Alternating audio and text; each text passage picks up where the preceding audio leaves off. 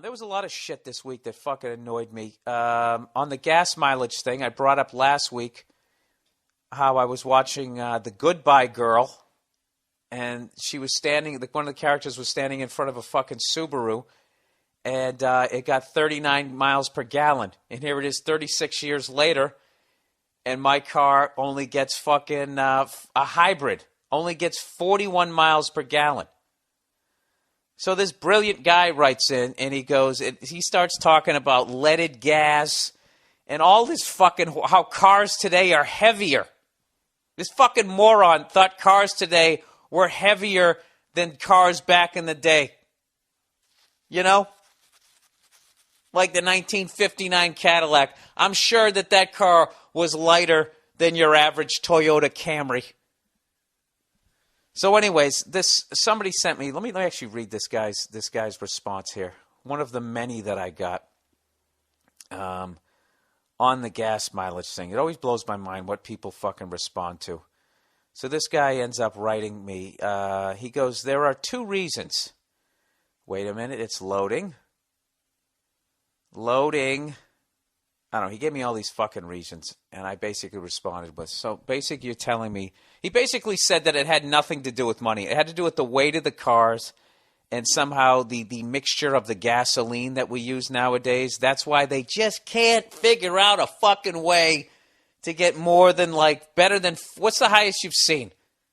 Like 40, 45? This guy tried to say, well, actually, there are things that get 100 miles to gallon. They're scooters. Ah, what a moron. He goes, there's two reasons why old cars have such high published gas mileage. For one, the EPA test simply used to provide higher numbers. Sir, they've been doing that right up until the last couple of years ago. In fact, the year before I bought my Prius, they were legally able to claim that it got like 50, actually almost 60 miles per gallon before they cracked down on the hybrid and made them say actually 41s. I'm aware of the EPA test. I'm aware that they do it when there's no headwind. I'm aware that most of the test is when they're fucking going 25 miles an hour and they only drive the car 55 miles an hour for about fucking 30 seconds. I realize that the numbers are skewed. Okay? He said it's been revived several times over the decade. Yeah, so my Prius, your Prius would get like 70 miles per gallon on the old test. No, it wouldn't, sir. No, it wouldn't. It would get more like 60. That's what it did. Let's just say that it would get 70. Who gives a shit? He goes, where am I? The second reason is safety features. Check out the weight of your vehicles. Cars have gotten heavier. No, they haven't. My Prius is not heavier than a fucking Subaru. In the 1970s, it isn't.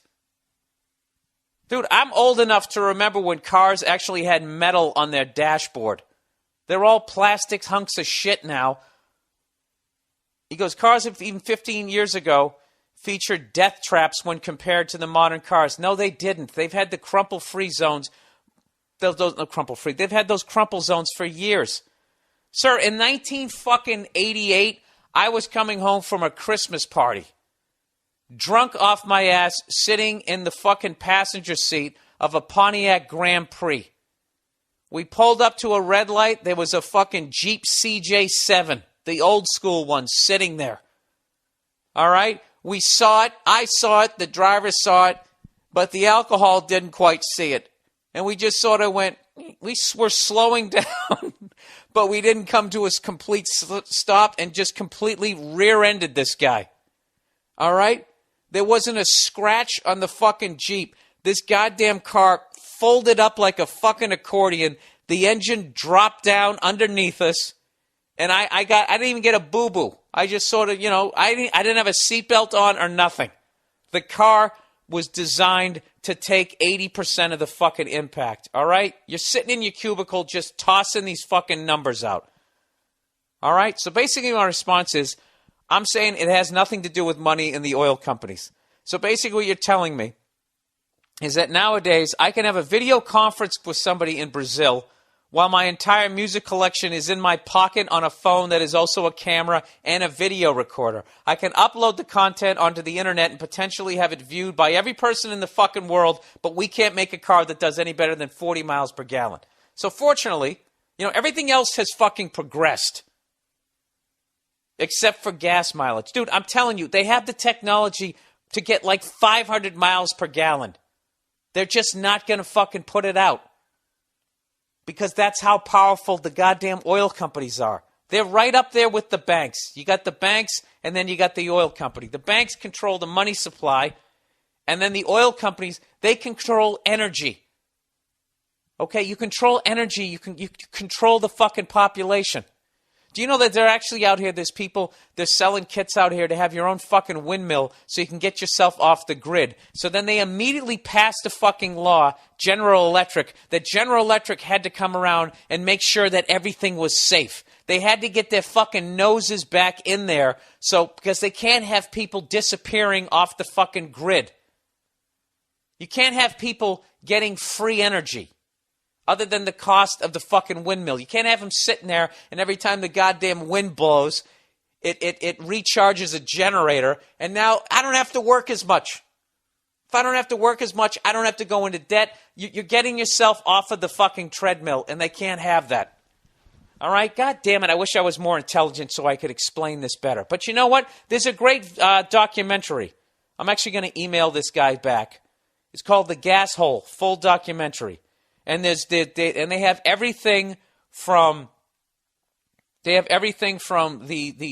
urban myth of the water-powered carburetor, which this guy who wrote to me completely dismissed. He completely dismissed any sort of that exists because he sits in a cubicle and I sit in a fucking bedroom.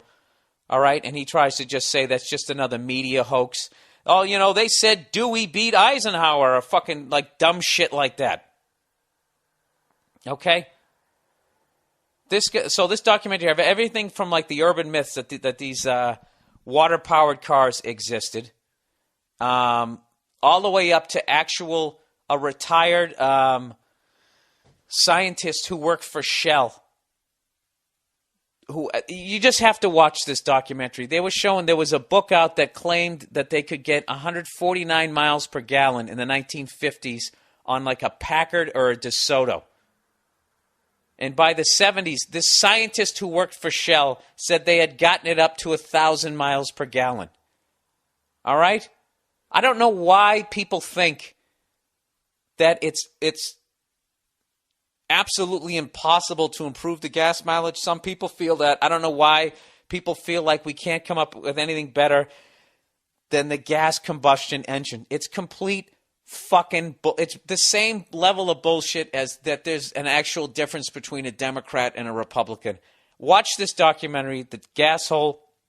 We're going to have the link up on the Monday morning podcast. Just watch this shit. And I don't know what to tell you. Some of it looks like, okay, they have this old guy going, and this guy showed up and he had, it was a contraption made out of, it was powered on water. And then he claimed that Shell bought the patent, gave him $1 million, and then he could never fucking, make another one. Now, that's the kind of shit. Some old guy saying that he saw it on a salt flat in the 1950s. I'm not going with that. All right? I'm not that much of a fucking whack job. But when a guy who used to work for Shell is coming out saying that type of stuff, it gets to the point like, are all of these people nuts? You know what I mean? There's no fucking way. I don't give a shit whether there's lead in gas, whether there's not lead in gas, how much the car fucking weighs, or any of that bullshit. There's no fucking way that in almost 40 years you can't do better than 2 more miles per gallon. I absolutely fucking refuse to believe it. I fucking refuse to believe it. I think it's complete fucking horseshit. It's just another way to keep control of the herd. Now, if you want to argue that you need to keep control of the herd or there's going to be absolute chaos, so we have to keep cars down like that, I will listen to that argument. But if you're going to come at me and tell me that in 2011, okay, when I'm reading shit that in the medical field, they can now grow a new colon for somebody outside of the body. I read this thing on that TED.com. This woman had a completely ulcerated large intestine. So they took some sort of tissue culture, whatever the fuck that means, out of her diseased colon, used that to then grow another one outside of her body.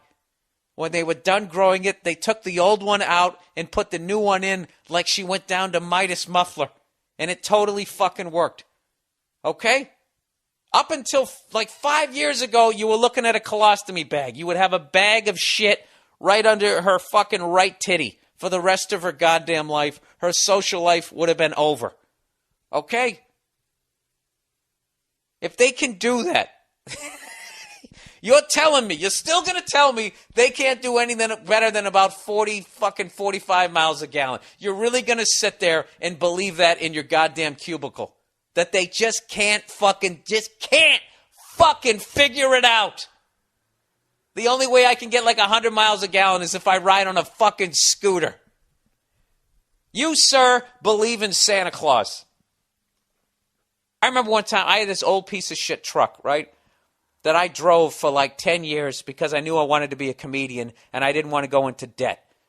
So when the engine finally died, I threw a new engine in there. And the guy told me he needed to rebuild the carburetor. I'm like, you don't need to rebuild the carburetor. So you know what this cunt did? He fucking adjusted the carburetor so I would just get shitty gas mileage. Hoping I would be an absolute fucking moron and then drive back and be like, well, I guess you're right. I'm just chowing through gas here. That's what this motherfucker did at his little garage. This little piece of shit did that because it wasn't enough that he fucking made $1,600 fucking bucks off me. He wanted to make like fucking $1,900 bucks. So he did that just as a fucking individual. And you're going to try and tell me that a corporation that basically controls the world's fucking energy is not going to buy up patents by people that are coming up with carburetors and stuff, like carburetors, but coming up with alternate ways of powering a car more efficiently. They're not going to buy that up. Dude, they had that whole Stanley Mayer thing. And that's not a conspiracy theory either. We actually played the news clip on the Opie and Anthony show.